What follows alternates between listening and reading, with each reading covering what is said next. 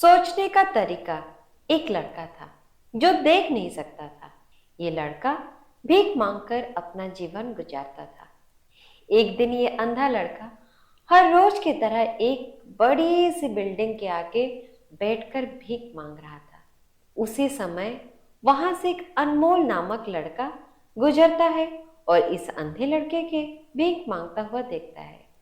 अनमोल उसी बिल्डिंग में एक ऑफिस में काम करता था। जब अनमोल ने देखा कि ये लड़का भीख मांग रहा है तो वो उसकी मदद करने के लिए उसके पास पहुंचता है। अनमोल वहां जाकर देखता है कि इस लड़के के पास एक डिब्बा है और इस डिब्बे में थोड़े सिक्के भी हैं। कुछ लोग आते हैं इस लड़के के पैसे देते हुए, कुछ लोग उसे बस देखते ही चले जाते हैं। अनमोल ने ये भी देखा कि इस लड़के के पीछे एक बड़ी सी बोर्ड है जिस पर लिखा हुआ है कि मैं एक अंधा लड़का हूँ, मेरी मदद कीजिए। ये सब देखकर अनमोल अब ये सोचने लगा कि इस दुनिया में भी बड़े कमाल के लोग हैं। जिसे मदद की जरूरत है उसे कोई नहीं करता। उस बोर्ड पर जो लिखा था उससे वो मिटा दिया और उसके जगह पर कुछ ऐसा लिख दिया। अब अनमोल कुछ पैसे उस डिब्बे में रखता है और ऑफिस की ओर बढ़ने लगता है।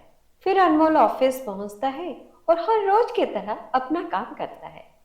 शाम को जब वो ऑफिस से अपने घर जाने के लिए निकलता है तभी उसे वो अंधा लड़का याद आता है।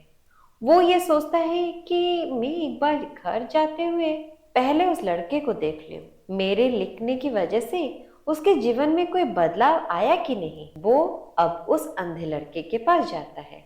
उसको पहुंचते ही वो लड़का खड़ा हो जाता है। वो कहता है कि भैया, मैंने आपको आपके आने की आहट से ही पहचान लिया। आप वही हो ना जो सुबह आए थे और मेरे इस बोर्ड पर कुछ लिख कर गए हैं।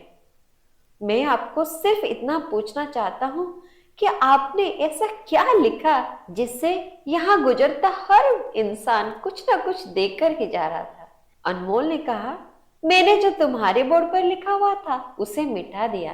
तुम्हारे बोर्ड पर लिखा हुआ था कि मैं एक अंधा लड़का हूँ, मेरी मदद कीजिए। मैंने उसको मिटा दिया और ये लिख दिया कि आज का दिन बहुत खूबसूरत है, लेकिन मैं देख नहीं सकता हूँ। हम ये बड़ी आसानी से समझ सकते हैं कि पहले जो लिखा था और बाद में अनमोल ने जो लिखा उसमें काफी अंतर था।